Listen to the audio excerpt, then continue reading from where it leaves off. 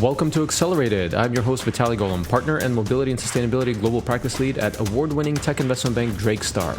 On this season of the podcast, we're hearing from some of the global leaders in everything electric and autonomous, moving us quickly into the future. On this episode, I speak with Mark Frauenmeier, founder and CEO of Arcimoto, makers of FUVs, fun utility vehicles, and fleet solutions for emergency services and last-mile delivery. The company is based in Oregon, and Mark graduated from UC Berkeley in 1996 with a degree in electrical engineering and computer science. After 11 years leading advanced technology projects in the game development industry and the sale of his first startup Garage Games, he turned his energy towards solving the worldwide problems of sustainable transportation. As CEO of Arcimoto, he has led the team from concept to startup in 2007 through the NASDAQ-listed Reg A IPO. Mark also founded the Equal Vote Coalition in 2014, and he remains connected to the gaming industry as the executive producer of Marble It Up. We spoke about growing up with Legos, what games can teach us about people, why Mark built Arcimoto for himself first, the perils of automotive manufacturing and homologation, their place in autonomy, the Cambrian explosion of mobility, and much more.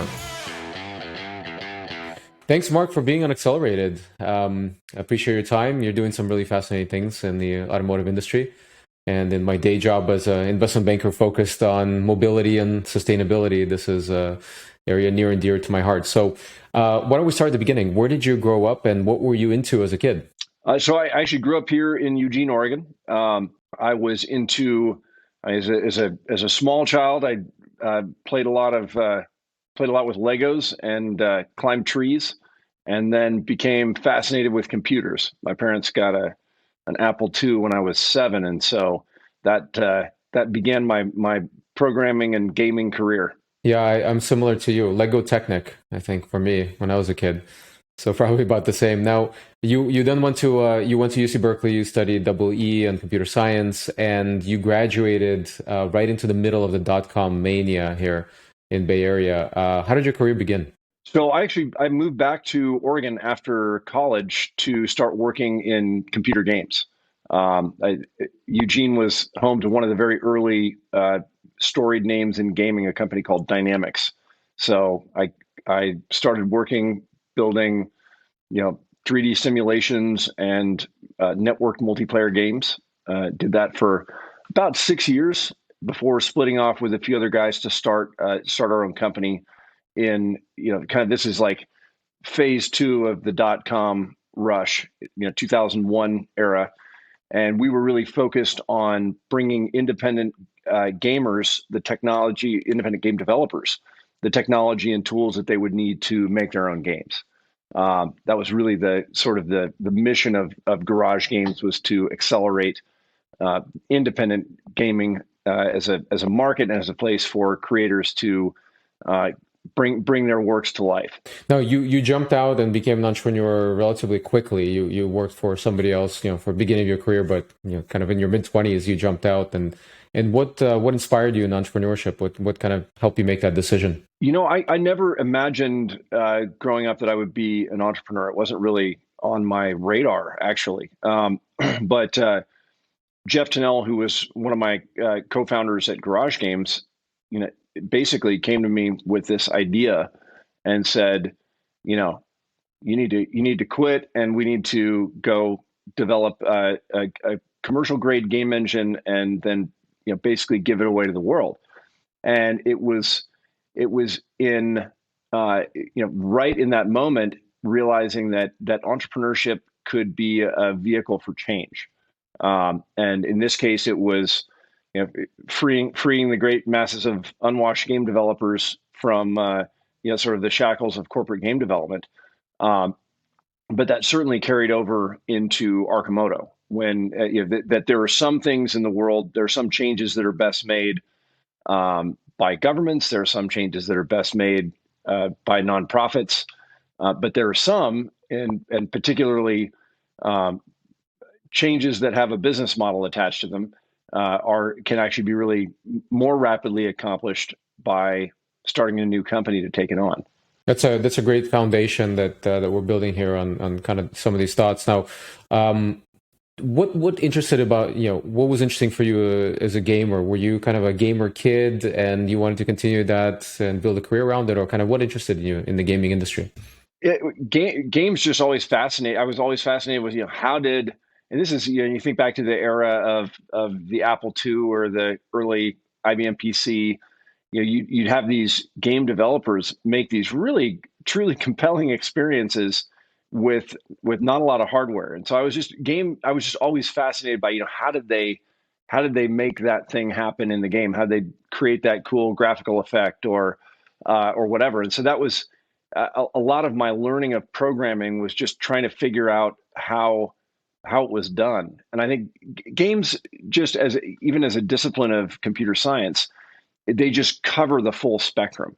I mean, you have, if you think about a modern game, you've got super advanced 3D graphics, artificial intelligence, um, uh, advanced network topologies, and all kinds of different um, algorithms for making it all work out, all in service of hopefully some interesting narrative that keeps people entertained and learning cool new things. So um, I think for me, it was just gaming was just always this really wide open field of creative expression if you could figure out a way to pull it off using very limited resources and hardware.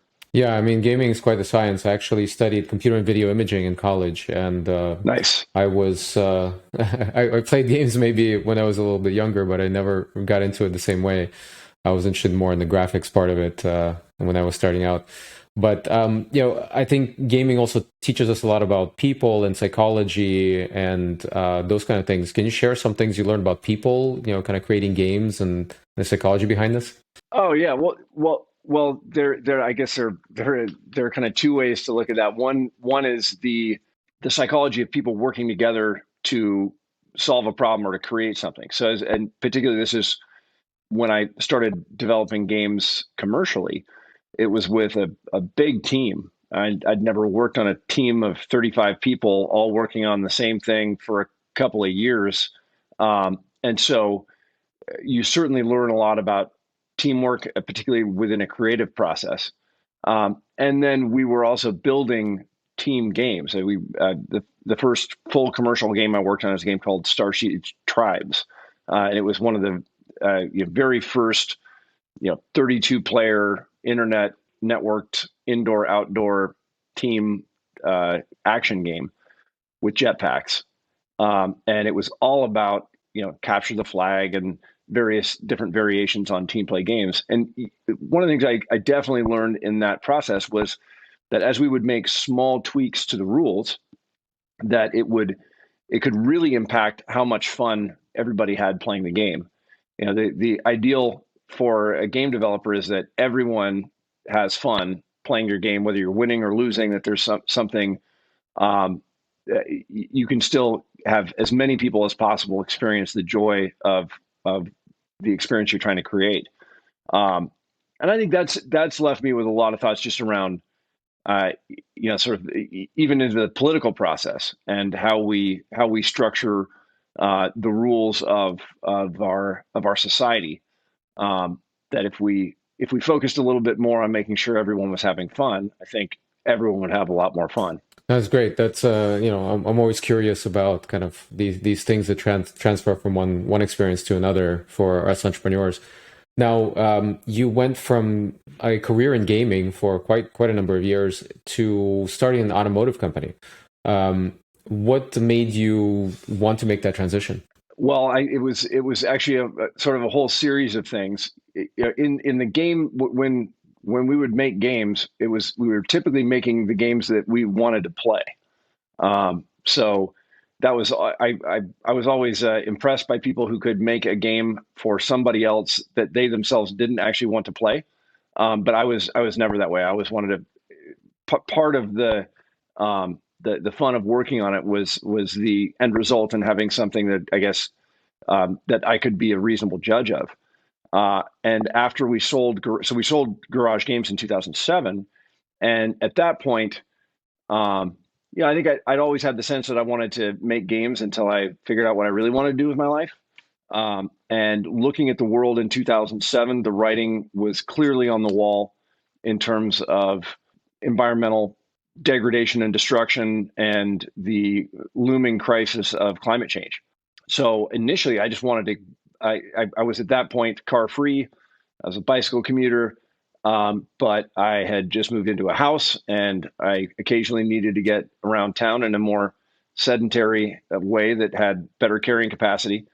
And so I went looking for a vehicle to buy, and I couldn't find one that met a pretty reasonable set of requirements. I needed to be electric, needed to be small footprint, really optimized for that daily type trip, and I wanted something that would be affordable, so that if I bought it, then other people who thought it was cool might be able to buy it too, and make at least a small impact on at least my own personal emissions. And when I couldn't find it, I was literally scouring the internet for months looking for the right thing, and tried out the GEM car, considered a Tesla reservation, and then I saw a three-wheeled kit vehicle in a parade here in Eugene, and that was kind of that light bulb moment. And what the light bulb really illuminated was just the giant gap between the bike and the car, and that in the three-wheeled space there was really just a lot of untracked powder. A lot of there've been there was a century of sort of nice tries and lots of near misses, but nobody really nailed that real daily driving, really cool, really fun solution for just sort of everyday trips. And in getting one of those kits and arm twisting some friends into helping put it together, that was when I sort of realized, well, a vehicle is just a Lego set for big kids with, and if we change the parts and change how we put them together, we might move from this kind of super niche product to something that could eventually become truly mainstream. And I think coming out of my first startup with a healthy exit, left me with a sense of irrational exuberance that I was somehow a gifted entrepreneur, and that startups were easy. Came to find out that was not accurate. That there are some that are easy, and there are some that are very, very hard. And vehicles are incredibly challenging. Yeah, a good way to become a millionaire in the automotive industry is to start as a billionaire, right? Totally. So, I mean, you seem to be a mission-driven person, obviously, and I'm sure there's a mission behind Arcimoto. What's kind of the stated mission of the company? To build products that catalyze the shift to a sustainable transportation system, and what that really has I think clarified into is right sizing the footprint of transport. There's this huge disconnect between the trips we take, sort of how we use cars, and what cars are actually capable of. A car is 4,000 to 5,000 pounds of metal, designed to carry 5 to 7 people around, and yet we almost always drive them alone or with just one other person, going to get a cup of coffee or go to work or go to school or whatever. And all of that overcapacity, when you multiply it by everyone, just creates massive systemic inefficiency. We're all, you look at if you're on a packed highway with an empty carpool lane, you're realizing, wait a minute, everyone in this traffic jam is driving alone. Because if we weren't, we'd be over in the carpool lane.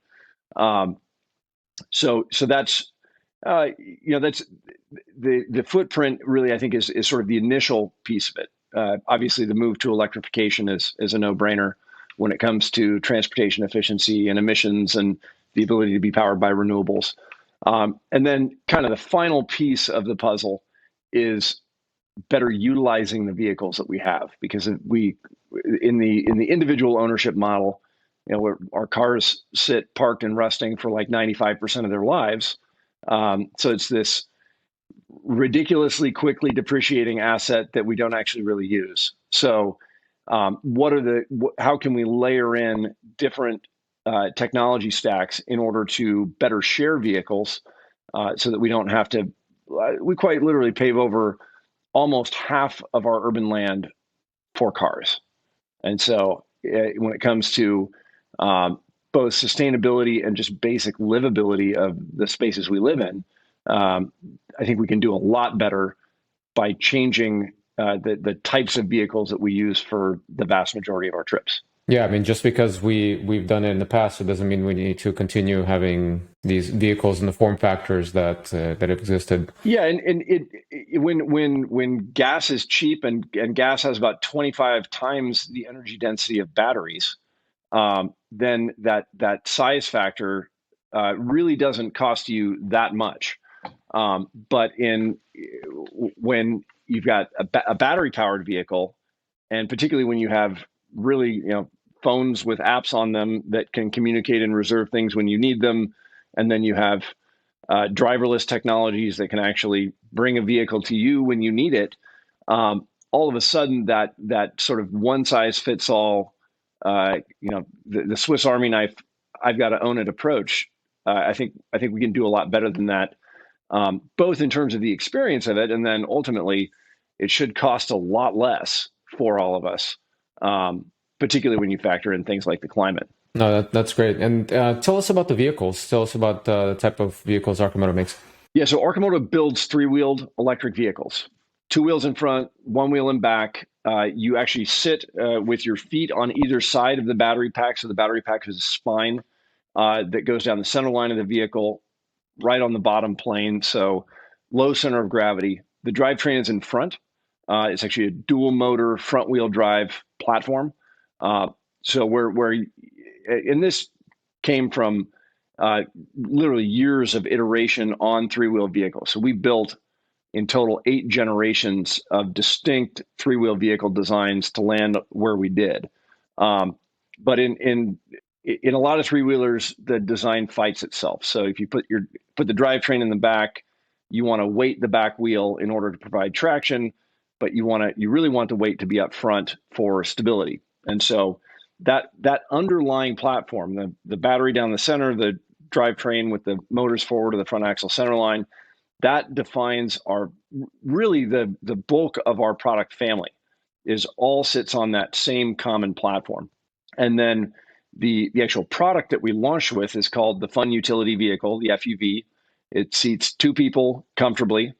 I'm 6'4", so I'm kind of our sizing dummy, and I fit comfortably front and back in the vehicle that really is not much larger than a big touring motorcycle. You can park 3 of them in one space. They're very easy to maneuver through dense traffic, and then we've sort of differentiated that product line to include things like the Deliverator, where we take out the back seat, and now the whole back end of the vehicle is a big box for last mile delivery. We have a flatbed version. We have a version that's just kind of a pure fun machine in the form of the Roadster. Built special purpose versions for security called the Rapid Responder. But all of those products really are largely the same. Like 95% of the parts are the same, all additive to the same economy of scale.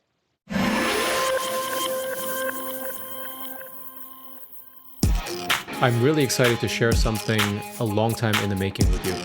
My first online course. Over the years, I've trained thousands of founders through my book, Accelerated Startup, and my infamous Pitching Like a Boss workshops and keynotes.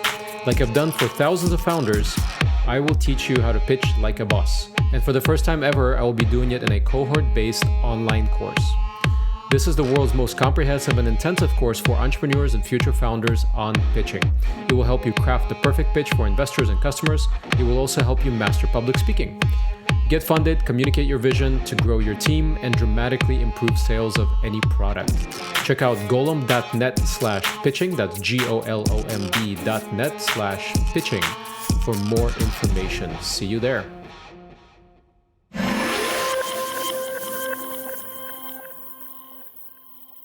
And you probably had to develop some technologies of your own as you dove into this. You couldn't buy everything off the shelf. What are some of the unique components that you have to create? So we've built we build our own battery packs. We don't make cells, but we assemble the packs ourselves. Largely, our initial production vehicle was sort of put together out of parts that were available. We had to develop. We would only develop things that we couldn't get off the shelf. So, as an example, our dual motor gearbox, that is Arcimoto IP. The battery pack is Arcimoto IP, but a lot of the vehicle is just the I would say the well thought through assembly of available things. As we look to mass production, we are going through a process of, really through every single part of the vehicle and saying, does it make sense to build this or buy this? And so we've done actually quite a lot of technology development in the push towards true mass production. But a lot of those programs won't actually, make it into the product family for anywhere from 12 to 24 months. Now, this is your first foray into the automotive industry, and it's a tough one. A tough nut to crack. There have been a lot of companies that could make it, but tell us a little bit what you learned about the automotive manufacturing process through all of this. Well, it's a lot actually. I've been at this now for 14 years, so yeah, it is not an easy business. It's certainly there are many case studies of what didn't work out. I would say that what I've learned probably the most over time is just that the best part is no part at all. That everything that you put into the product in a vehicle application is subject to really extreme environments, lots of wear and tear and abuse, and that the more you can simplify before you put it on the road, the better it is for the long haul. We've been working with Sandy Monroe and his team at Monroe and Associates now for about a year and a half, and Sandy has had one slide in his initial presentation that's always stuck with me, which is this the shadow that design casts over the rest of the automotive organization. That design is typically only a very small portion of the cost of the program, but its impact is felt through manufacturing, warranty, marketing, sales, all the rest. And that has really, I think, particularly as we're pushing to scale, we are aiming to get it right the first time. Yeah, I mean, you mean design of the vehicle, not necessarily the industrial design, not the exterior, but how you design the vehicle and the componentry and everything inside. Exactly. Yeah, how all the parts go together. What do you make each part out of? How can you simplify and combine things? And it's at every level. It's the you can look at it kind of on the gross chassis level all the way down to inside of every component that you use. And have you had some of the same issues recently? I mean, the last year and a half now with supply chain and the battery supply, which is becoming more constrained. Oh yeah. How's that affected you guys? No question. Well, it's just been an enormous challenge, particularly for our materials team. They've just been moving mountains to make sure that the line has the parts that we need to build vehicles and get them out the door. And this is compounded by the fact that we're in our sort of initial first several hundred vehicles and surfacing all of the wrinkles that come out of a new vehicle design. It doesn't matter what company you're talking about. Those first 500 vehicles of a new electric vehicle program are bound to have all sorts of little gotchas. And so unwrinkling all of those while dealing with COVID and massive supply chain disruptions, it's been an interesting exercise. Yeah, quite an adventure, it sounds like. Now, let's shift gears a little bit to autonomy. What are your thoughts? I mean, is autonomy something that you think about for your vehicles? For sure. Yeah, no, and that's been on the roadmap literally since the beginning of Arcimoto in 2007. So I was even while developing games was keeping a close eye on the DARPA Grand Challenge and the DARPA Urban Challenge. These are like, incredibly challenging AI-driven contests that nobody had won. And then finally, I think Stanford won the Grand Challenge, and then Carnegie Mellon got upset and they went and won the Urban Challenge right after that.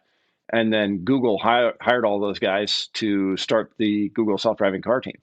And that was really right at the beginning of Arcimoto. So the argument that I would sort of have these sustainable transportation arguments with Jeff, who is my co-founder at Garage Games, about what is the real answer for sustainable transportation. And my contention was always it's going to be super lightweight pod vehicles that you can summon at will and they'll take you where you want to go. What that has evolved into for Arcimoto is that we have made sure, as we've been developing the vehicle platform, that it was going to be a good host to self-driving technologies. We are not presently working on our own sensor and software stack, but we're making sure that the vehicle platform itself can accept a range of different self-driving technologies. And when we look at it from the business model point of view, it is all about reducing the cost of shared vehicle usage models. So particularly with the fun utility vehicle, because it is just so much fun to drive, you don't actually want it to be your robotaxi. But it would be very convenient if you could just summon whatever Arcimoto you wanted with the touch of a button on your phone. And that's a program that we are calling Robo Valet, which is and the nice thing about that particular challenge is it's a much lower technology bar than the full self-driving, works every single time robotaxi on all roads in all conditions. You can actually constrain the problem much more if you know it's only going to be operating at low speed. It's only going to be driving autonomously or driverlessly when there's no human in the vehicle, and that its main goal is to get it is really to bring the vehicle or vehicles that you need closer to where the customer is, and that's. So as we look at autonomy, we see a clear roadmap of sort of shippable intermediaries that all chip away at that at a variety of different shared vehicle usage models, and do so in a way that we think carries substantially less technology risk than having to shoot for the moon of the full robotaxi before you can really start to leverage that investment.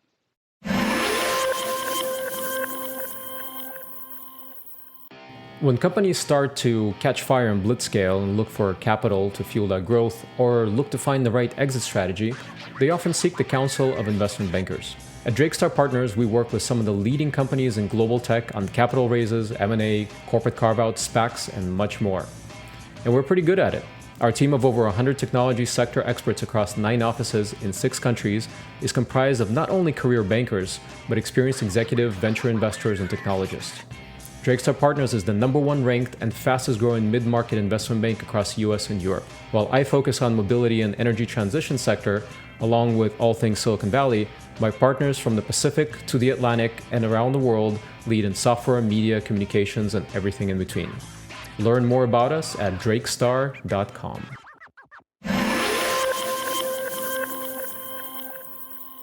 So it sounds like you're pretty much ready for it, but you want to provide maybe assistive technologies first. So you have drive-by-wire and everything implemented, or is it still kind of an analog system? Yeah, so it's drive-by-wire of the basic controls of the vehicle, steering, throttle, regen, and then as we have actually teamed up with a company down in the Bay Area called Faction, and they've actually put their whole self-driving and driverless remote control stack onto the Arcimoto platform, both as for us it's a proof of concept and validation of that approach, and then actually now it's a question of what are the real business models that we can build on top of that. Yeah, I mean, with a low price vehicle like Arcimoto makes, that probably adds a substantial the sensor stack adds substantial cost to the vehicle. Right. Yeah. So that's depending on what you use. Yeah.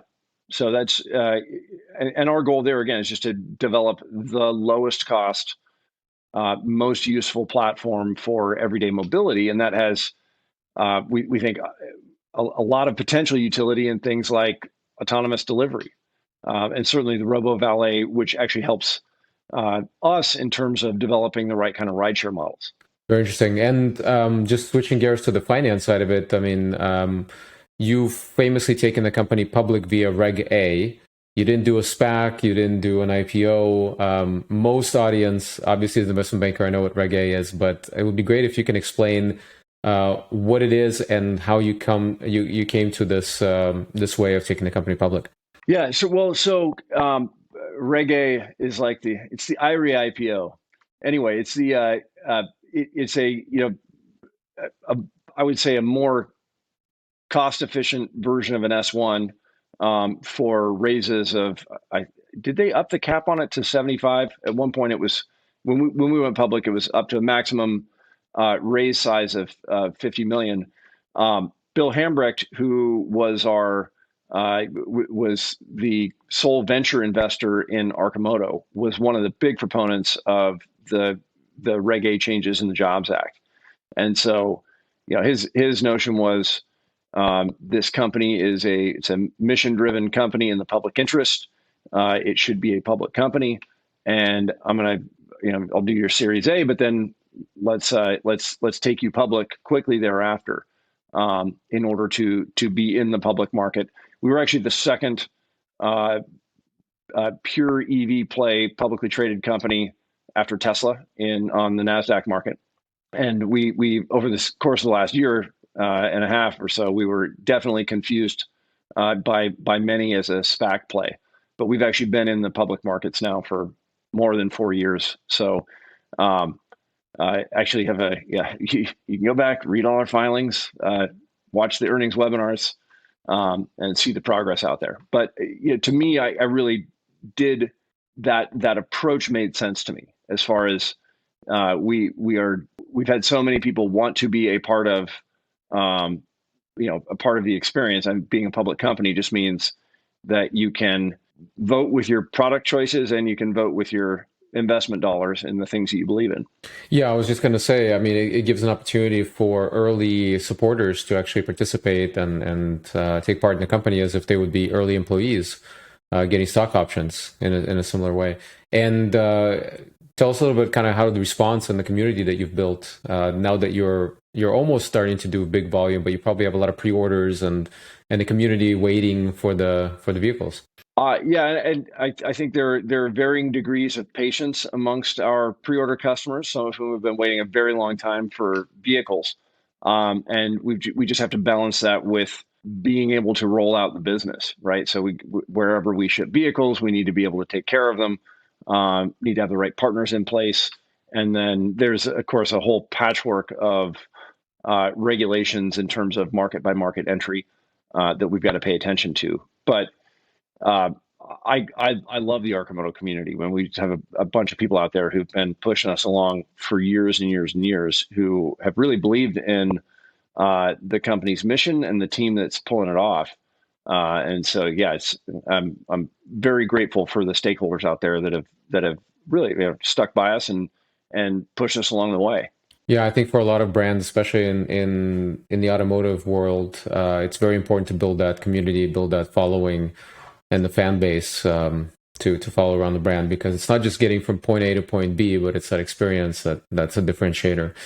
I didn't ask you actually on homologation, kind of how does the vehicle sit? Did you have to do crash testing, and are you low speed qualified, or how are the vehicles classified? It's a motorcycle. So all three wheelers that you see out there are motorcycles by regulation. Where we have added things that are not typically present on a motorcycle, we have taken due care to test those things. So as an example, we added a roof. So we did the automotive roof crush test to make sure that the cage would hold up. We added dual seat belts, so 2 3-point harnesses for each passenger. And so we did sled tests, we did pull tests on the mounting points to make sure that those voluntarily added safety components perform as they should. But it is, 1,300-pound motorcycle. It is not a 4,500-pound car. It could still hurt, right? 1,300 pounds.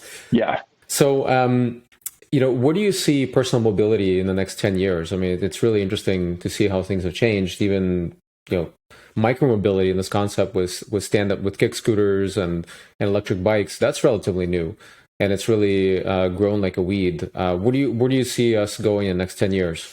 Well, when you look at one, phenomenal adoption of electric bicycles. That market has just, it's on a hockey stick going up.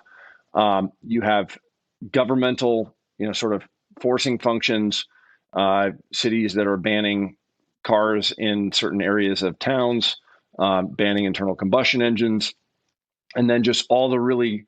I was talking to a friend a couple of years ago, and he called it the sort of the Cambrian explosion of mobility, where you've got just the miniaturization of electronics, the connectivity to mobile devices, and better and better batteries has meant that there are just a lot more form factors that we can start playing around with. I would say the Arcimoto first platform is an example of a vehicle that is, it is a born electric vehicle platform. It's designed around the battery. It's designed around electric motors for the drivetrain versus being sort of a pre-existing pattern that we're putting a new drivetrain into. And I think that's going to be particularly, I think that the area of growth that I see really is in that less than a car space. That's where I think that really the hotness is. And so we're, we have our first platform, which is our kind of everyday electric replacement for the car that's much smaller and much more efficient. But we also see huge opportunity in what I would call the true micromobility space. And we're actually in development of a second platform that we've been working on now for more than a year. That is all about really rethinking the much lighter weight class of vehicles. So where the FUV is 1,300 pounds, we're targeting 1,000. Platform 2 is more like sub 100-pound vehicle that solves that real micromobility part of the puzzle. Yeah, it sounds like a portable vehicle, and I won't pull the strings and ask you to reveal too much. Well, yeah, stay tuned. We're going to be pulling the wraps off it here soon. Great. Now, switching gears again, you're also involved with what you created as the STAR voting method and Equal Vote Coalition. Can you talk a little bit about that? Sure. Yeah, there's something deeply wrong with our political system, as I think we are all painfully aware that we actually have a political system and voting system that divide the people.